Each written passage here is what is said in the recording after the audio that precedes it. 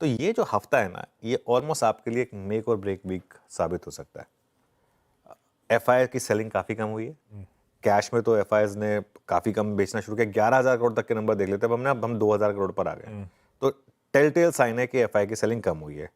Index में भी shorting FIIs ने बंद करी है। हाँ, फ्राइडे को जरूर थोड़ी शॉर्टिंग वापस आई है, लेकिन इतनी नहीं है जितनी हम एक समय पहले देखते थे। बीच बीच में तो हमने बाइंग भी देखी है इंडेक्स फ्यूचर्स में। बस दिक्कत पता है क्या है?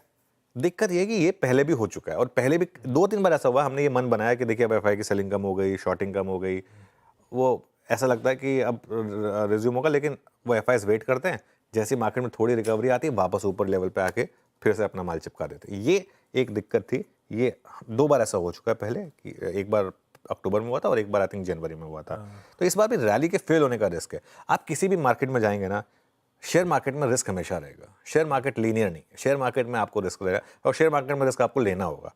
कैलकुलेटेड रिस्क, गैम्बल नहीं, कैलकुलेटेड रिस्क आपको लेना होगा शेयर बाजार में। इस समय कैलकुलेटेड रिस्क लेने की शायद आपको थोड़ी जरूरत है एज एन इन्वेस्टर।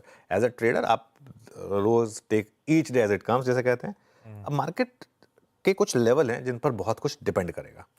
2 लेवल्स की बात कर रहा हूं मैं, एक डाउन साइड की, एक अप साइड की। डाउन साइड पर वो लेवल है 22,400 से 22,450 का। फ्राइडे की भी मेरी अप्रोच ये थी कि पहली जो डिक्लाइन मिलेगी आपको 22,400 450 के, उसमें बाय करिएगा और देखिए किस तरीके से मार्केट ने आपको 22,464 से क्या शानदार एक आपको ट्रेड दी। तो वो एक जोन रहेगा काफी इंपॉर्टेंट। अगर निफ्टी 22,400 के नीचे आशीष बंद होने लगे तो एक बड़ा नेगेटिव होगा, वो फिर साइन देगा आपको कि अब आप अपने इस लॉन्ग ट्रेड से बाहर निकलिए, क्योंकि फिर एक रिस्क बनेगा प्रीवियस लो को टेस्ट करने का। लेकिन अगर इस लेवल को आप बचाते हैं इस डिक्लाइन में, और ऊपरी लेवल पर अगर आप 22,650 से 22,700 निकालते हैं, वो सबसे क्रूशियल जोन है जहां पर आपका 20 डे एक्सपोनेंशियल मूविंग एवरेज है। जितनी भी रैलीज हुई है मार्केट की, वो 20 डे वहां पर जाकर फेल हुई हैं पिछले 3-4 बार। तो ये लेवल एक मार्केट के लिए बहुत इंपॉर्टेंट होगा, और उसके ठीक ऊपर फिर वो 22,800 का लेवल आएगा, जो आपको याद होगा हमने कितनी बार बात की थी जब वो सपोर्ट था। तो अब वो थोड़ा रेजिस्टेंस का काम करेगा यहाँ पर। लेकिन जो भी करें ना, हेजिंग के साथ करें, जो भी करें स्टॉप लॉस के साथ करें। हमने फ्राइडे को भी कहा था कि अगर आप लॉन्ग कैरी कर रहे हैं तो अपने लॉन्ग्स को वाया पुट हेज जरूर कर लें, क्योंकि एक हल्का सा अगर गैप डाउन वगैरह हो गया तो एटलीस्ट वो आपको प्रोटेक्ट करेगा। तो इसके लिए हेजिंग के साथ काम करें, जो भी काम करें। हेज करें अपने आप को, स्टॉप लॉसेस का ध्यान रखें। आता हूं आज की डिटेल स्ट्रैटेजी पे। पहले अब आज के मूड, एक तो सेंटिमेंट बढ़िया है कल की जीत के बाद, पर ग्लोबल समीकरण और ट्रेड सेटअप उसके साथ साथ जान लिया जाए। गिफ्ट निफ्टी कह रहा है, सुबह से इंडिकेशंस हैं कि थोड़ी सी पस्त ओपनिंग होगी। 1/4 1/3 फीसदी के दबाव के साथ सुबह से गिफ्ट निफ्टी ट्रेड कर रहा है। सुबह हमारे एशियन पियर्स जो ऑलरेडी कामकाज शुरू कर चुके हैं, उनका मूड आपकी स्क्रीन पर है। मिला जुला रुझान है एशिया का। यूएस का हैंडओवर भी एक्चुअली मिला जुला है।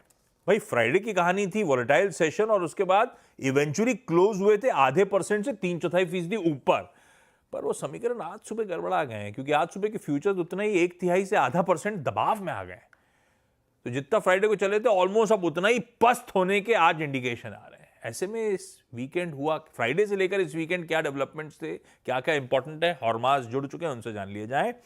हॉर्मास, जीत की आपको भी बधाई, गुड मॉर्निंग। कैसा मूड? जीत के बाद मूड तो अच्छा है। हाँ। और आप लोगों को भी जीत की बहुत बहुत बधाई। और वॉलेटाइल सेशन था बहुत फ्राइडे को वॉल स्ट्रीट पर। काफ़ी सारे ट्रिगर्स भी थे, क्योंकि जो जॉब्स डेटा आया फ्राइडे को वो अनुमान से कमज़ोर था। और अब जो है इकोनॉमिस्ट ने ये चेताया है कि मार्च का नंबर तो इससे भी ज़्यादा ख़राब हो सकता है। तो ये एक नेगेटिव ट्रिगर था, जिसकी वजह से एक समय पर डाउ जोन्स जो है 400 450 पॉइंट नीचे था।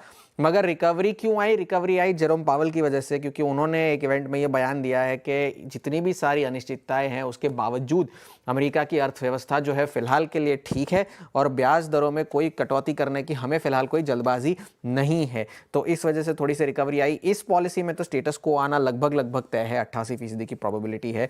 तो ये तो इस वजह से रिकवरी आई। अब टैरिफ को लेकर भी अब डोनाल्ड ट्रंप ये कह रहे हैं कि जो नैरेटिव उनका था कि मैं इकोनॉमी ठीक कर दूंगा, अब वो कह रहे हैं कि भाई थोड़ा सा पेन आपको बर्दाश्त करना होगा, ये है वो है, शॉर्ट टर्म है। तो वो एक चीज़ है। चीन ने कनाडा से आने वाले सामान पर टैरिफ लगा दिए है 25 से लेकर 100% की। और मेक्सिको की राष्ट्रपति ने ये कहा है कि हम शायद रेसिप्रोकल टैरिफ जो है वो अवॉइड कर जाए 2 अप्रैल से। इस हफ्ते दोनों के दलों की बातचीत होने वाली है, तो वहाँ पर भी नज़र रखने की ज़रूरत है। डॉलर जो है वो अब 104 के नीचे चला गया है, तो ये एक और पॉजिटिव ट्रिगर है। JP मॉर्गन ने तो अब कह दिया है कि हम स्ट्रेटेजिकली शॉर्ट हो गए हैं डॉलर पर, वहाँ पर भी नज़र रखनी है। तेल की कीमतों के लिए तो हेडविंड्स और बढ़ रहे हैं, क्योंकि क्योंकि ओपेक उत्पादन बढ़ाने वाला है। चीन ने अपने रिफाइनर से कहा है कि आप थोड़ा सा पिवट करिए डीजल वगैरह बनाने से। रूस ने ये कहा है कि हम जो है युद्ध विराम के लिए चर्चा करने को तैयार है यूक्रेन में। तो ये सारे हेडविंड्स तेल के लिए। जेपी मॉर्गन ने तो ये तक कह दिया है कि $50 तक के प्राइसेस आ सकते हैं ब्रेंट के लिए। जैसे अनुज ने भी कहा कि इस हफ्ते सीपीआई डब्ल्यूपीआई के आंकड़े आने हैं यहाँ भी और यूएस में भी, तो वो एक बड़ा डेटा पॉइंट है। चाइना की सीपीआई जो है वो नेगेटिव हो गई है एक साल में पहली बार, तो वो एक और ट्रिगर है। और इस हफ्ते लगभग $45 बिलियन के बॉन्ड्स की बिक्री होने वाली है यूएस में, तो वहां किस तरह की मांग आती है वहां पर नजर बनाए रखने की जरूरत है। तो हैंडओवर बहुत वॉलेटाइल है। डॉलर, तेल और टैरिफ, ये 3 चीजों पर नजर रखनी होगी। डॉलर कूल ऑफ हो रहा है, उभरते बाजार, एक्स ऑफ यूएस सबके लिए अच्छी खबर। तेल $70 के आसपास कंसोलिडेट कर रहा है, नीचे के लेवल्स पर है, अच्छी खबर। और टैरिफ का सरदर्द तो खैर बना हुआ है। ट्रम्प साहब कह रहे हैं इंडिया से हमारी बातचीत हो गई है, India will bring it significantly down. हालांकि इंडिया कह रहा है अभी तो नेगोशिएशन चल रहे हैं भाई, हमने तो कुछ किया ही नहीं अभी तक। लेकिन यह है ग्लोब का हाल आपके लिए, ग्लोब के समीकरण। और पॉवेल साहब सही कह रहे हैं। पॉवेल साहब उस स्पीच में कह रहे थे कि 4 सिग्निफिकेंट पॉलिसी चेंजेस नए सरकार के अंदर देखने को मिल रहे हैं। ट्रेड पे, इमिग्रेशन पे, फिस्कल पॉलिसी पे और रेगुलेशन पे, और इसका क्या इंपैक्ट होगा किसी को नहीं पता। तो अभी हम लोग दरें काटना नहीं काटना, तो इतनी अनसर्टेनिटी के बीच में हाईली अनलाइकली, इसीलिए अगली बार भी दरों में कोई कटौती की उम्मीद तो है ही नहीं, होनी भी नहीं चाहिए। लेकिन एक इंटरेस्टिंग चीज है, वैसे आपने फ्लैग ऑफ कर रहा था, नैस्डैक भैया चाहते हैं 24 आवर्स 5 दिन कामकाज करेंगे, धंधा अच्छा आ रहा है, लूट लो लपेट लो धंधे को। देखिए आशीष, ये इवेंचुअली होना है, इवेंचुअली ये होना है और इवेंचुअली ये भारत में भी होना है। आप इस चीज़ के लिए तैयार रहिए। और मेरा ये मानना है कि इंडेक्स, अब देखिए वैसे भी क्या है ना, अब अगर आप एक उस एनवायरनमेंट में हैं जिसमें सब कुछ डिजिटल है, तो कोई दिक्कत होनी नहीं चाहिए मेरे ख्याल से। क्योंकि उससे क्या होता है ना, बड़े इवेंट्स वगैरह में, अब जैसे फॉर एग्जांपल रात को 11:30 बजे अगर फेड का फैसला आना है और अगर आप जग के उसमें पार्टिसिपेट करना चाहते हैं, गुड फॉर यू। कमाना चाहते हैं कमाइए, कमाना चाहते हैं कमाइए, आप कमाना चाहते हैं गंवाना चाहते हैं, जो मर्जी करना चाहते हैं वो आपके ऊपर है, डिपेंड करता है। जैसे अब हर कोई नहीं पार्टिसिपेट करेगा उसमें। By the way gift Nifty धीरे धीरे फिसल रहा है, 75 पॉइंट नीचे हो गया, तो खैर ठीक है, ये सब मेरे ख्याल से ग्लोबल वर्ल्ड में ये सब होगा। आई थिंक वैसे भी देखिए, अब हम एक स्टेज पे आ गए। फॉर एग्जांपल अब मैं आपको वापस क्रिकेट से रिलेट कर रहा हूँ। अब जैसे दुबई है, यूएई है, अब उसमें ना, अब पहले बहुत दिक्कतें होती थी, ये ओके टू बोर्ड, ये सब वो सब लेना होता था। अब अगर आपका यूएस वीज़ा है फॉर एग्जांपल, तो आपको तो खैर यूएई में वीज़ा की भी जरूरत नहीं, वरना वीज़ा ऑन अराइवल भी है, आराम से वीज़ा मिल जाता है। और अगर आप एक बार जाके आ चुके हैं, बायोमेट्रिक्स दे चुके हैं, दूसरी बार आप जाएंगे ना, वहाँ पे बस एंटर करेंगे, अपना पासपोर्ट स्कैन किया, निकल गए।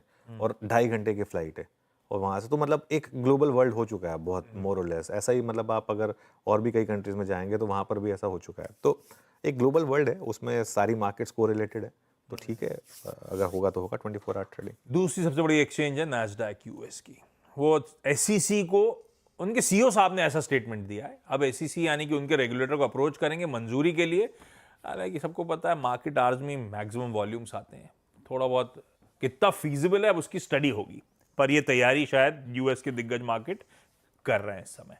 अब आइए भाई अपने ट्रेड सेटअप पे, फ्राइडे का सेशन आपकी स्क्रीन पर रख देता हूं। मिला जुला वॉलेटाइल था, लोअर लेवल से रिकवर होकर फ्लैट बंद हुए, पर बुरे नहीं थे, इसीलिए कह रहा हूं क्योंकि वेडनेसडे थर्सडे के 2 जबरदस्त सेशंस के बाद हमने गेन्स को गिव अप नहीं करा। 22,550 के आसपास सेशन की समाप्ति। कैसा लग रहा है ट्रेड सेटअप? बिल्कुल, देखिए सेटअप तो ठीक ठाक है वैसे। एफआईआई की वापस कम सेलिंग, 2000 करोड़ की सेलिंग हुई एफआईआई की, और डीआई की करीब करीब 2300 करोड़ की बाइंग है। वो बार्स आएंगे आपकी स्क्रीन पर। अब देखिए, अब 2000 करोड़ अब हमारा एक एवरेज बन गया है, और लगातार आप देखिए 11,000 करोड़ से 4,800, फिर 3400, फिर 2900, फिर 2300, फिर 2000 करोड़। ये ट्रेंड अच्छा है, और डीआईएस का भी इसकी वजह से कम कैश खर्च हुआ है।